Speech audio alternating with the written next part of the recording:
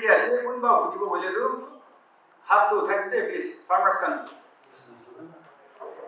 Good afternoon to all of you. I'm here on behalf of the Nagaland. So I would like to make a few observations and raise a few questions on what you have said. Earlier, I think Mr. Sarkaraj, no? You were talking about how oil palm produces more oil compared to other crops. No? Now my question is, other crops, whether it's mustard, soya, tea, groundnut, these are seasonal crops. Whereas palm oil, once you plant it, your land is locked in for at least 30 years. So I don't think that is a very valid comparison. No. You are focusing solely on the economic benefits. Yes, it's very important. But again, there is no, are you offering a minimum support price, buyback price? Because the farmer, once his land is locked in, you know that vagaries of cash crops, prices fluctuate. I'm from Hefshire village. My village was the first in Nagaland to plant rubber. So I know the vagaries of cash crops, price fluctuation. So there's no guarantee that you will enjoy the same level of income throughout that year. So that is another concern. Then again, regarding water usage. See, only I had an interaction with some of the government of Nagaland officials. According to what I could gather from sources in the internet, that palm oil puts a really great demand for water. And when we check, I've checked the geographical distribution of palm oil crops.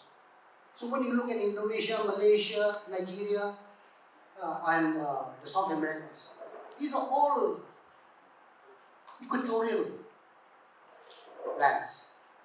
And we know that the equatorial weather is very different from tropical or even other lands. No? Because there's no weather.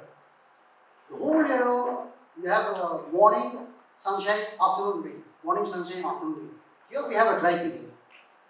And during the dry period too, unless we keep watering this palm oils,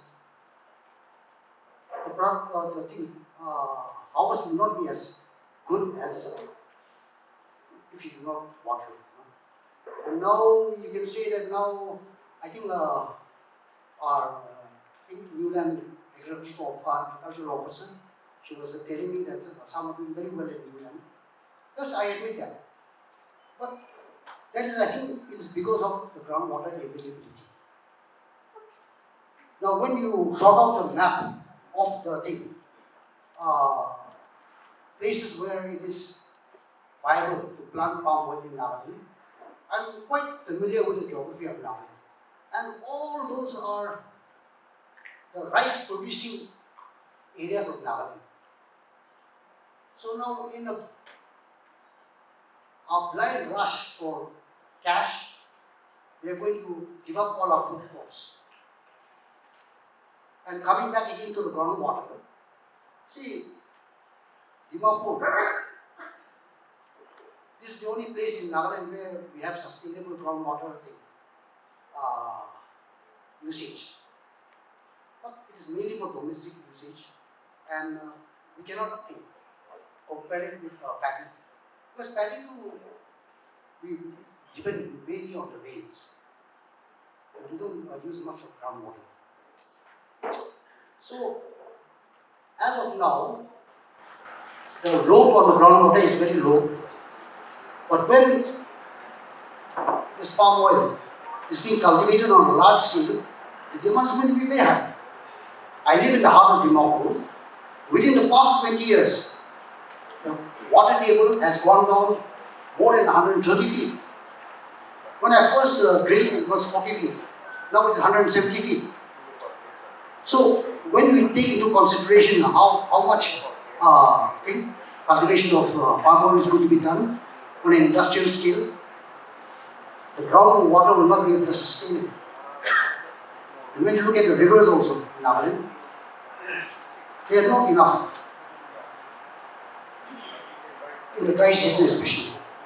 So all these factors, there are so many factors. Actually, I wanted to point out also, when you give the map, Mr. Sangaraj, when you give the map of the world map, where you was saying in green and other colors, the prosperity of the people. Now, that was very misleading. I will not say it like that. Because all the things, North American countries and Western European countries, these are very prosperous countries. They were in the green, and they've got nothing to do with palm oil. You cannot think, you use Indonesia, saying that they're very prosperous.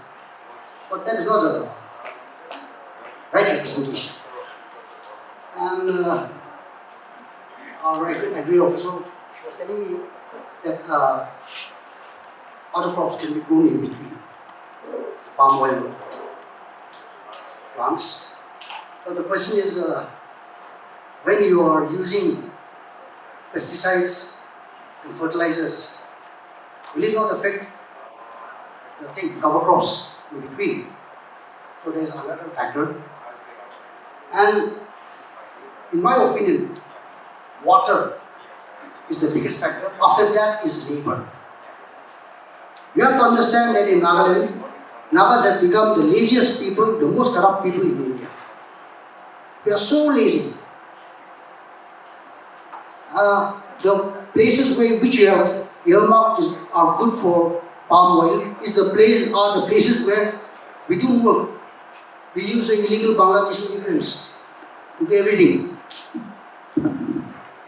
So there's already great concern over the amount of the influx of illegal Bangladeshi immigrants, and this palm oil on an industrial scale will again increase this thing. See, we have Nagaland we have had rubber plantations, coffee, tea. Now, coffee too, I think in one or two places it's still good, but tea also. But all these are in very small scales because these are labor-intensive crops, and palm also the seed. So, I don't believe that it will be as profitable in Nagaland as elsewhere, where the grower is taking active part in the growing and cultivation of crops. So these are some of the concerns. I've got many others also, but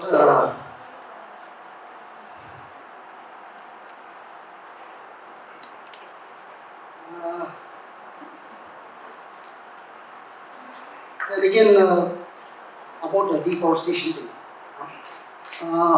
See, Nagaland is already very deforested.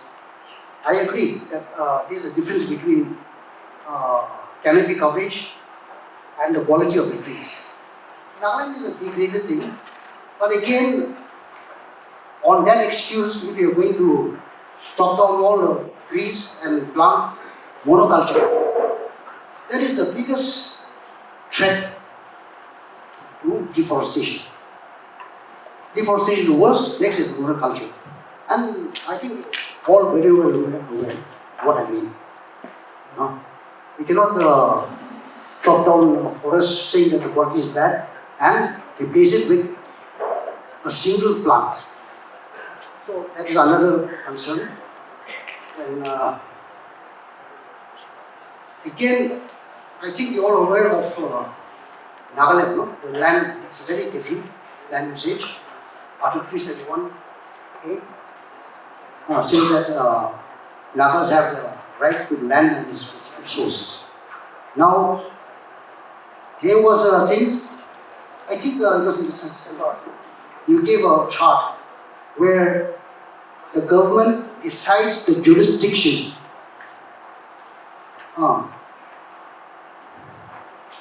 and approval of land usage. No? So, I think this actually means the legal ownership is decided by the government of Nagaland. And I think that is a very uh, contentious issue. See, because to my knowledge, this palm oil is being pushed by corporate interests. Now, I think it's very open that our representative from Godrej is here and also from Patanjali. So, I am not against corporate interests pushing their agenda. But what I'm trying to say is that no company will invest money unless it is assured of profit, either in the short term or long term. So that means the land must be either directly or indirectly, jurisdiction of the land must be given to the corporates. Because you cannot invest crores and crores of rupees without some sort of guarantee on the investment. So there's one aspect I would like to address. Then again,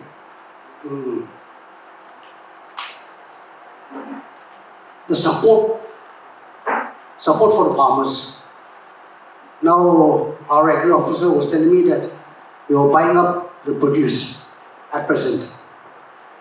So I can understand that, but that is just a sort of encouragement. It is not a legal requirement. So unless there's some sort of legal fail-safe, not say a support price, minimum support price, I would not advise any of my fellow Nagas to go into this without thinking of that first. See, my intention, I'm not trying to discourage anyone, but you have to be aware of what you're going into. So, right now, the farmers are being encouraged in every way to plant, but afterwards, we don't know what's going to happen. And terrace cultivation, you will have to do it if it's slightly slow. And you have promised that you will give subsidies or help for planting and planting and irrigation, but nothing about development of the land. And making terraces is very expensive, so that aspect also is there. So these are a few concerns I would like to see. Thank you. Thanks a lot, sir, for voicing, sharing your thoughts on what you've heard so far. I appreciate what you've brought to the table. You raised a lot of points. I'll try to answer some, and then my colleagues from IOPR who are better placed to answer on the technical economy aspects, they take up some of those questions. I'd like to clarify something in terms of our position as an organization or what we would recommend. So we are an organization for promoting sustainable palm oil. So we have a certain definition of how we define sustainable palm oil, which is what I was walking you through this morning. We are not saying that all of the land should be converted to oil palm. We're saying try to identify the correct lands that are most suitable for oil palm. So one hand you can say, okay, we don't want oil palm, on the other hand you can say we want oil palm for all of the lands because it's a profitable crop. We are not saying either. We are saying try to find the middle ground. Try to find the middle ground to identify the lands that are most suitable, taking into account a lot of the issues that you have already pointed out. We're not saying don't consider those issues. Taking into those issues, identify the right lands for oil palm cultivation. On the question about deforestation and what you mentioned, so what I was suggesting or recommending earlier is we have a way of mapping, geospatial mapping of areas or lands that are of conservation value, and that goes beyond the legal definition of forest. So it goes beyond legal definition of forest, the 6 high conservation values and the map I showed for what we did for Assam and Arunachal. We haven't done yet for Nagaland. This is something we did on our own initiative for Assam and Arunachal to identify what are the risk areas from a conservation value. So you look at things beyond the legal definition of forest. You look at buffer zones, you look at the canopy cover, you look at the RTE species, you look at the biodiversity in that particular landscapes, you look at the river water catchment areas, riparian, you look at many different wildlife corridors. We even have a map of the elephant corridors for Assam and Arunachal. We've integrated all of those mapping into that results that I showed you for Assam and Arunachal. What that will tell you is we can do the same for Nagaland as well.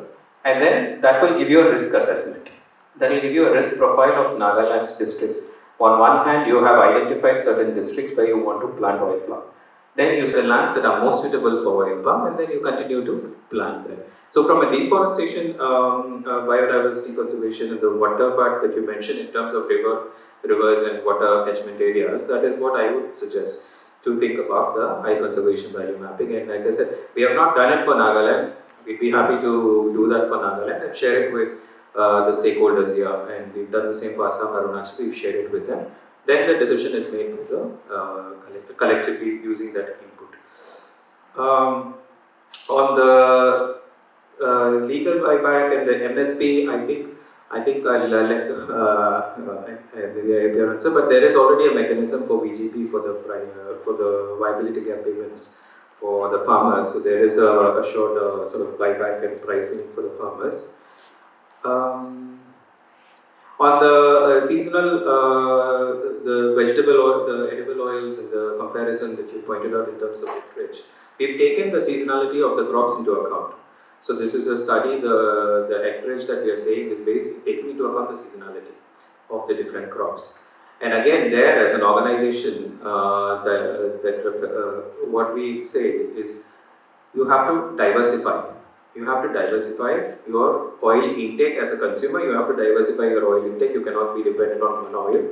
And as a company, as a land allocation, you should also think about diversification at the national level. Because oil palm is one of the crops. The government has also come up with an edible oil mission where they are promoting other oil crops. So the diversification is also happening at a policy level in India. The new mission that is looking at is also looking at improving the yields of mustard, improving the yields of rapeseed, improving the yields of other crops. So, but that's a new scheme. Hopefully that will also take up. If that scheme is more successful, then your dependency on oil palm will go down. So it's a balance that we'll have to arrive at a later stage.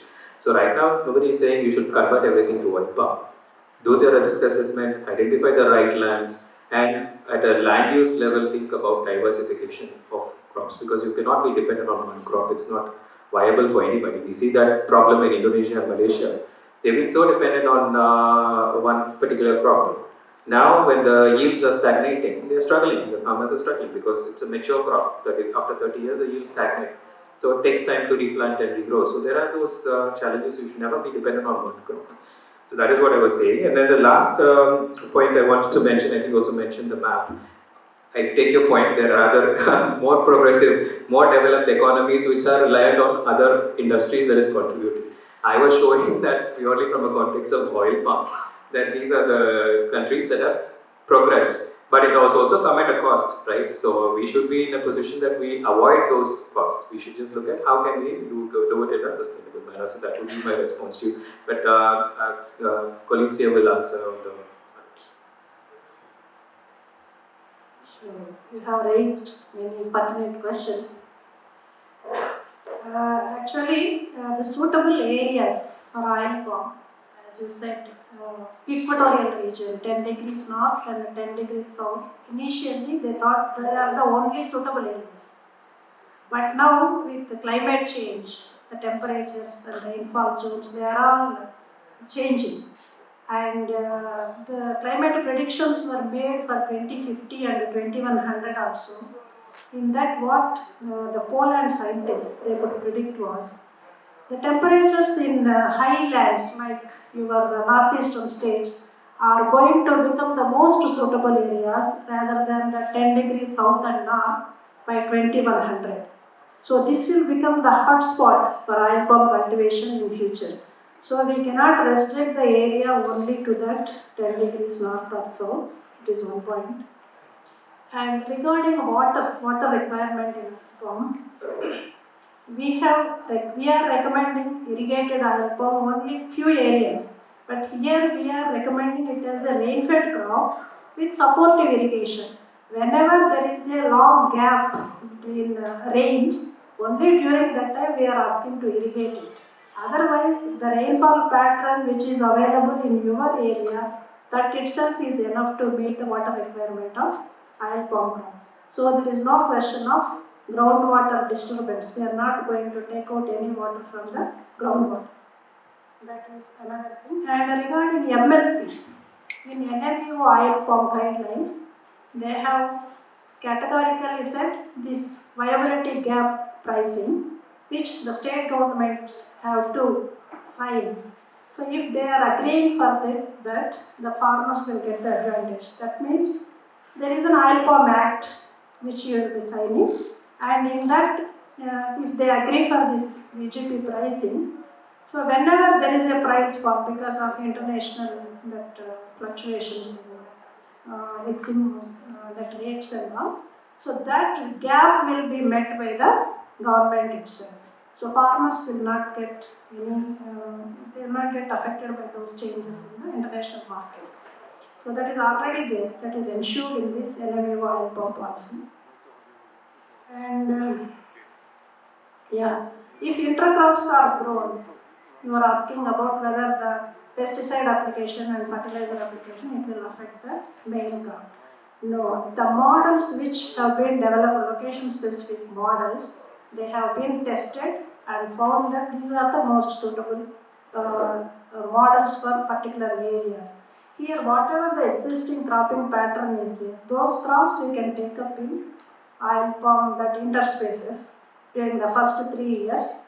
And between 4 to 7 years, we are not recommending any intercrop. After 7th year, you can grow very few specific shade-loving crops, which are also highly carbon sequestration potential crops. So that type of models have already been standardized by our institute. So there is no fear of having any problem with those intercrops. And regarding corporates, it is nothing to do with the corporates pushing this crop. Actually, government only is pushing this crop because of to enhance the economic status of the farmers. Nothing more than that. Corporates have to be involved in this because of the perishable nature of this product. Only because of that. Because the farmer cannot wait to sell it after some time. Within 48 hours, it has to be processed. The FFBs, the bunches which have to be harvested, have to be processed within 48 hours. That is why we are bringing them into the loop. Otherwise, they are not required. We can sell it whenever we want. Without them, it is not at all possible to run this value chain. So they are very, very important, crucial partners in this loop. That is why they are there. So I think I have answered most of the questions. One clarification which I'm just going through the list. One thing you also mentioned that I think in my slide, maybe there is some misinterpretation. When I showed the structure of NMEOP, the different government and the central government and the message is not that the lands will be controlled by the government or anything. What I was saying is the scheme is rolled out in a way that there is accountability at different levels. At the end of the day, the land is owned by the people.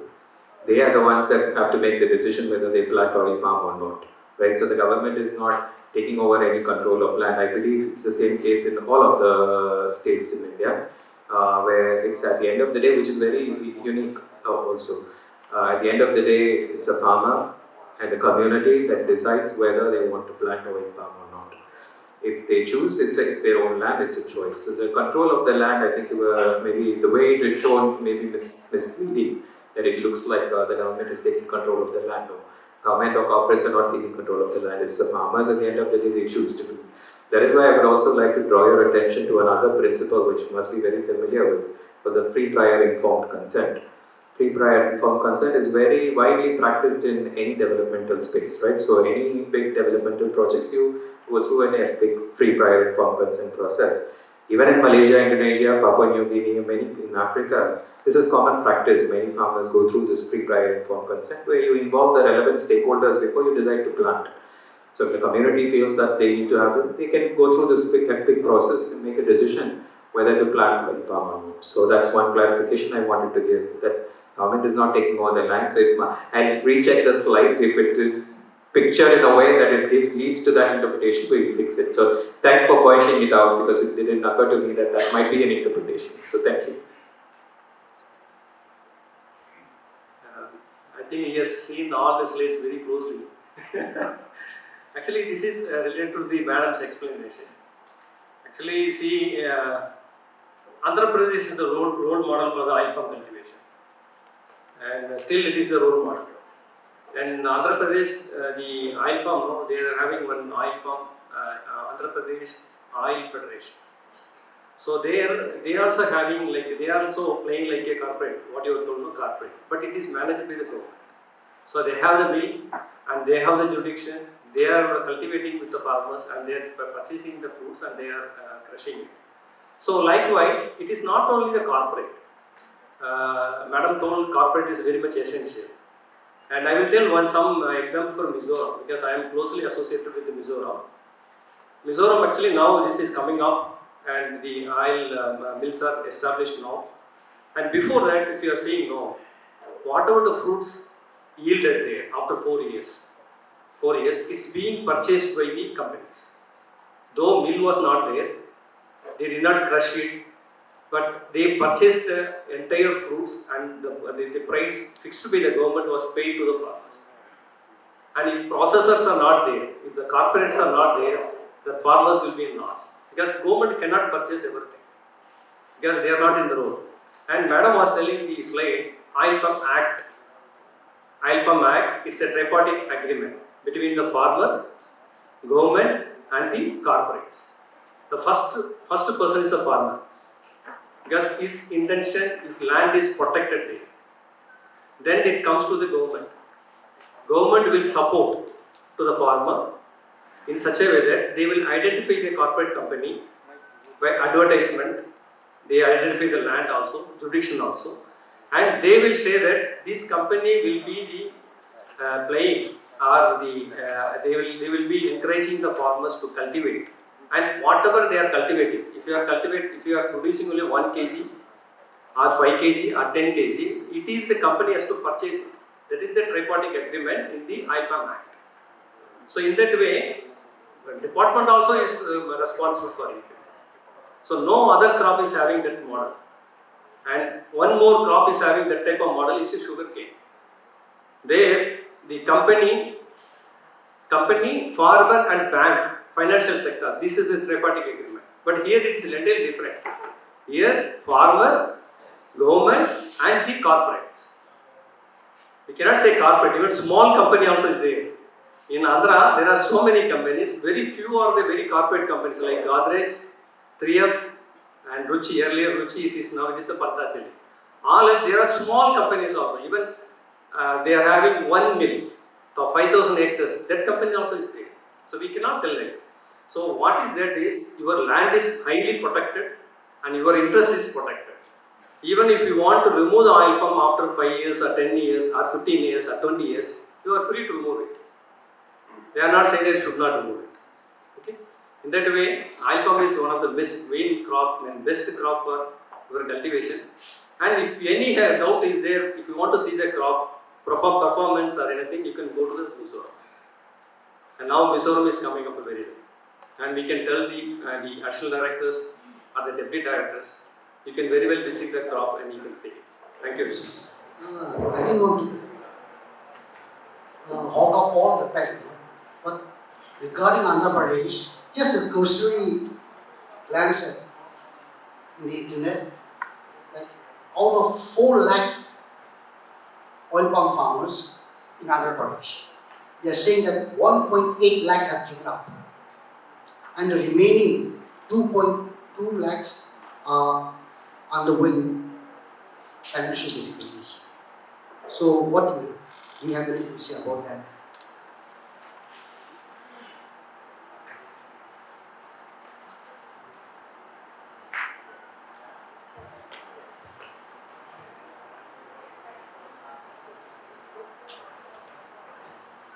You were talking about Andhra Pradesh? Yes. I have a doubt. No, you just No, please, actually, just what, Google it. that's what Dr. Mr. Ashwin Selvaraj was telling. Google will give you any type of message. No. See, this is the problem with people denigrating Google and Wikipedia. It is, you should know what to search for and go to the sources. No, because whether it's Google or Wikipedia, they depend on certain sources to give us that information. It is for us to search the viability, the truth behind the sources. Now I'll put a full stop here. You can free to visit Andhra Pradesh. I will take to the farmers. See, will not rely on the Google. I'm not saying that you will not take me, but I cannot visit all the 2 lakh farmers. No, I am giving you right. 1.8 lakh you have given up farming. No. I am giving the right answer. You are free to visit Andhra Pradesh. This is the problem. And you please come to Andhra Pradesh. Sources. No. Anyway, let us not be convinced about that. You have given your point of view. I have given my point of view. It is for the people to decide. No problem. I'm not here to argue with you. I'm not a farmer. Neither am I. Do I have any vested interest? I've just come here to try to create awareness, sharing my knowledge, and versus your knowledge. And it's people to decide. But whatever it is, I know that you have the best intentions, and so do I. But as the saying goes, the road to hell is paved with good intentions. So we have to be very, very careful. Actually, the thing is, the Mizoram also, probably what he is saying is, actually earlier, because of that mill was not established at time, because of some practical problem with the companies and the government also. They were not established at that request time. So that's why I told you, whatever the material fruits produced, they are purchased by the company, but they are not crushed. But the thing is, they are paid to the farmer. Amount was paid to the farmer. The company is seeing that, the farmer should not suffer. That actually probably might have come in the social media saying that it is a daily problem. It is not like that. Even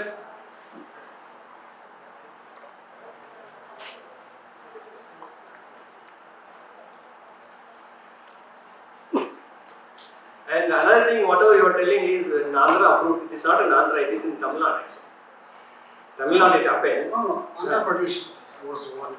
I don't know, actually, but Tamil Nadu it happened because of early stage. It is in 1994-93. The early stage it was planted in one mill called Kaveri mill. It was in the earliest stage, it was a Kaveri mill. And there, that time also the same problem came, the mill was not established. So because of the mill, the farmers could not sell the produce. There was some problem. Then that company was adopted by the coverage company. So now that area is under coverage. So another issue I want to bring up is as like large scale cultivation of any crop, which depends on fertilizers and pesticides. No? As the years go by, farmers are constrained to use more and more fertilizers every year. I'm not talking about oil palm, say cotton. So, will that impact the future productivity and the output of the profitability of farmers in the future? Actually, we recommend only balanced fertilization in any crop, carbon from any crop also. Whatever is required, we have to supply. Soil can support only to some extent. The requirement may be different for different crops. Majorly, NPK is required in each crop, but in different quantities. Apart from that, some micronutrients, some secondary nutrients are also there. And it depends upon the produce, what we are getting from the each crop. In oil palm, we require NPK and magnesium and boron. These are the 5 nutrients majorly required in oil palm. For that purpose only we did, for 12 years we did the research, and the TRIS indices, the critical nutrient concentrations, both for soil and leaf, so that we can give precisely the required quantity of nutrients. Whatever is required, only that much only we will be supplying, so that extra addition will not be there, which will spoil the life in the soil. It will affect the soil health. So balanced and precise nutrient application, that too through fertigation. If you go through fertigation, it is only 50% of the dose. Most efficient way of applying nutrients. So the solution is available for that.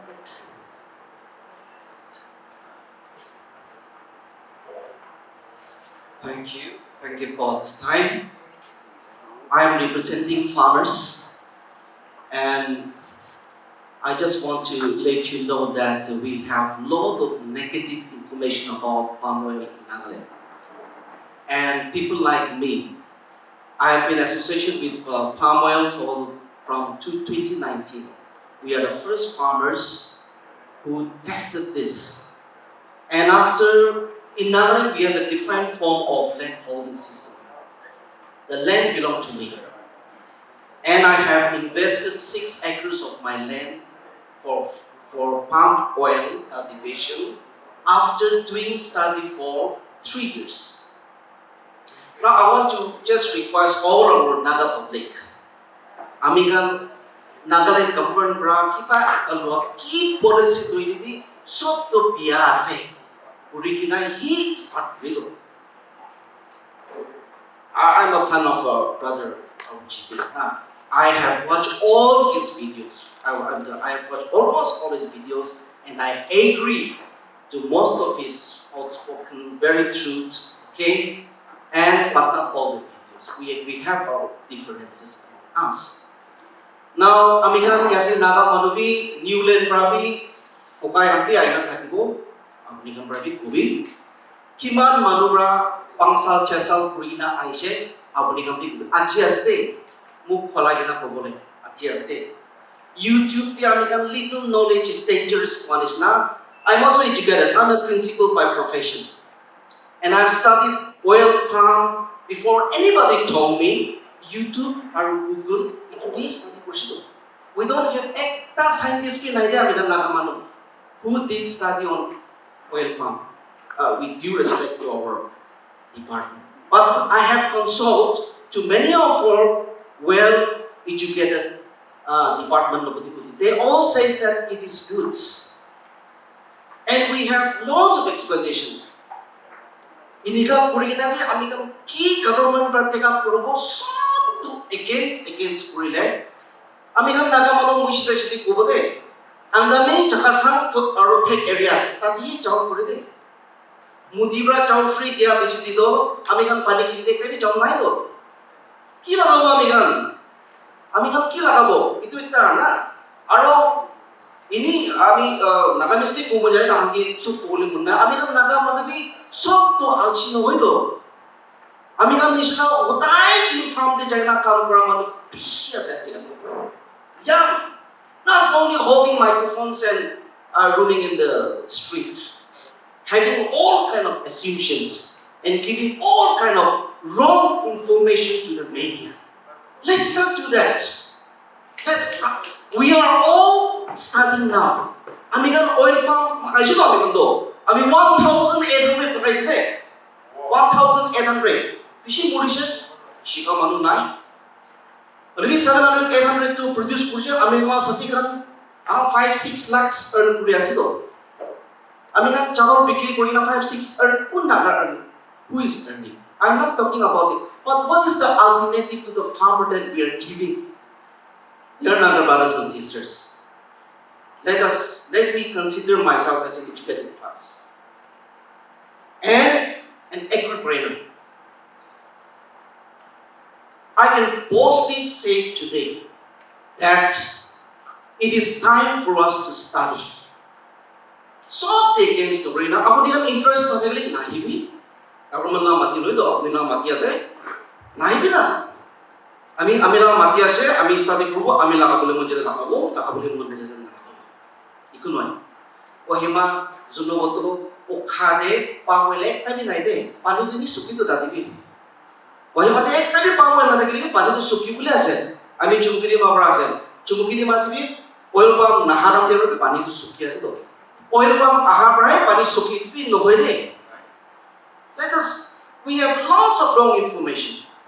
Measurum di jadi na sabi, some of our farmers when we have seen, ami laga bakan de IB, intercropping ase dito monocropping na hoy to. Tati sab limbu bhi bhalo hai, adwa bhi bhalo hai, aro turmeric bhi man bhalo hai, we laga sati to 7-8 ton pula ase to. Ikya you can go to the field and see. Ito pray mo ito, let us take time. Let us not jump into conclusion that it is bad. We have followers like I do thousand followers today, my friend. I have followers on the shop to amigi phone kori na, hey, apni to ki phala koriche oil palm na apni to ki phala koriche. Okay, it's okay if it is not good. Kati kena phala ko hoise. Iko noi to. Hang nai kulo to kati kena phala ko. Itu pura to ami kam jani ase tai bara pani to goli to kiman feet jai na khaya ase. Root to tani sabi na. Na Tikan, Ericana, Tabur, Kiman Nagaland, Tamon to 8 times worse than oil palm. That we have studied. All my studies may be wrong. We have eminent scientists who can tell us today. That is why my request to the media person today is, I'm going to excel the time. Itiay ba scientists ay boleh na. To bra achieve farmers kanki all of time dealing na. Question to be boleh na. So that our farmers can. We have more than 200-300 farmers here who are eager to ask several questions. So if you can permit us, then we want to ask some questions regarding the benefit and how we will go from here. Itulah itu. If the farmers agree with me, or aku ni agree with the that's my personal opinion. First, we all know how to type this up. Check for it. So, tara sadi kan kun kan kata phone kuri se moi against kuri se ini itu taro. That's the clarification I want to give. My interest here is I have been asked to speak on this before, but I have never.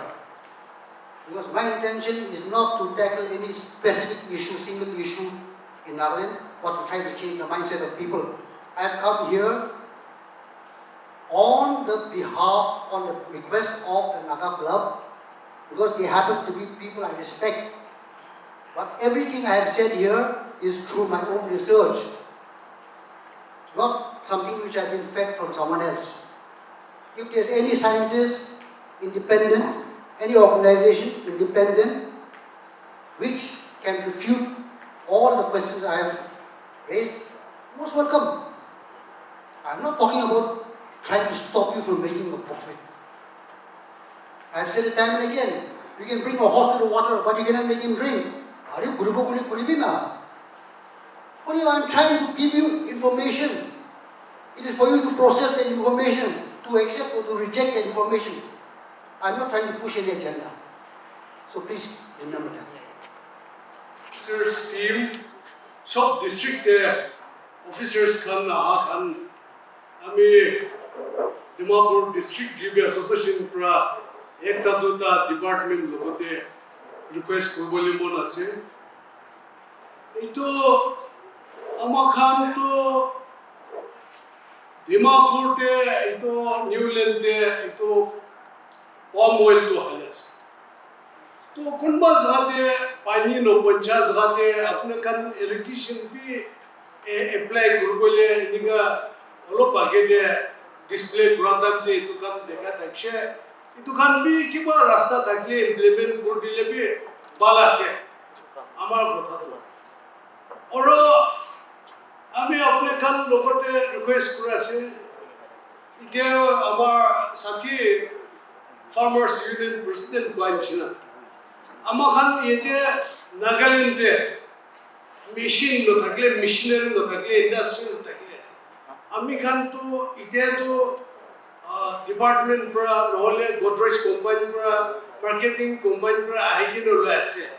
Well, after 4 or 5 years chite itu khan ko itu collection naik kena itu industry lo thakile ami kan to farmers kan to lot problem bi hoy jabo itu karane ami kan to farmers kan aji yete ato ama kan Nagaland dibe machine to install kurdile bishi bhala se koi jena itu bi apne kan ki koi de kile mali itu agriculture अपने लगा department तो आमी खान को appreciate करा से फिर हमारे नागालैंड के अपने डिपार्टमेंट पर तो पब्लिक तो मतलब करा से अपने खान तो मुर्गी भी दिया से हांस भी दिया से बिजुल भी दिया से अभी अपने खान एपीसी पर लोगों आप खान डायरेक्टर और ऑफिसर्स ये थे किमान से हमें अपने कल डिपार्टमेंट तो बाला से पब्लिक और व्यापार से बाला से और ये तो मशीन भी ये तो इंस्टॉल कर दिया अपने कल मशीन बाल काम कर लिया तो हम कल एनजीओ काम और पब्लिक काम तो होता है किसी पाई खाई वो कोई नहीं एक ताल तो इतना अपने कल हाँ मान लो को दिशा करते हैं thank you And then they are also asking for oil pumps samples within this month. So I think it is to answer these questions, Mr. Dev J.T. Sharma is the right person to respond to this question.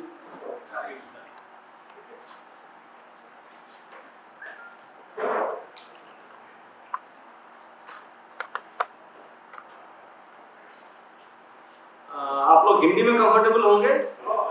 Okay, right. जैसे sir ने बताया कि it is necessary कि एक processing मिल बैठाया जाए यहाँ पे, जैसे मशीनरी फॉर जो तेल निकालने के लिए।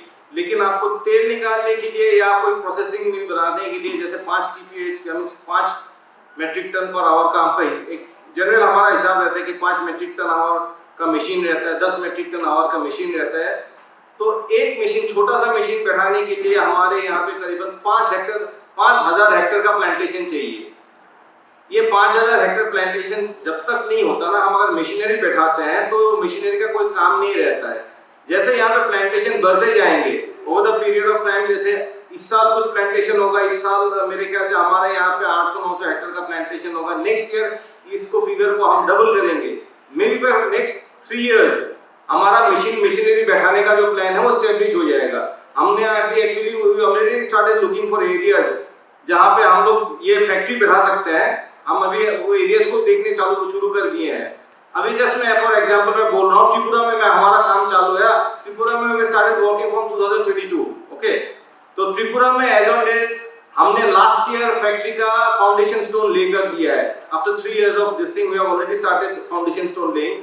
तो money for Nagaland purpose also hopefully next 2 years में या 3 इयर्स में we start establishing the factories.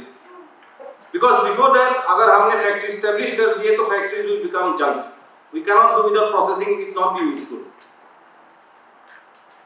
और जहां तक सीडलिंग मिलने का बात है सर, सीडलिंग आपका जो आएगा in this month of June and may, last part और जून फर्स्ट पार्ट, हम कुछ 100 हेक्टेयर सीडलिंग आसाम से ट्रांसफर कर रहे हैं यहाँ पे।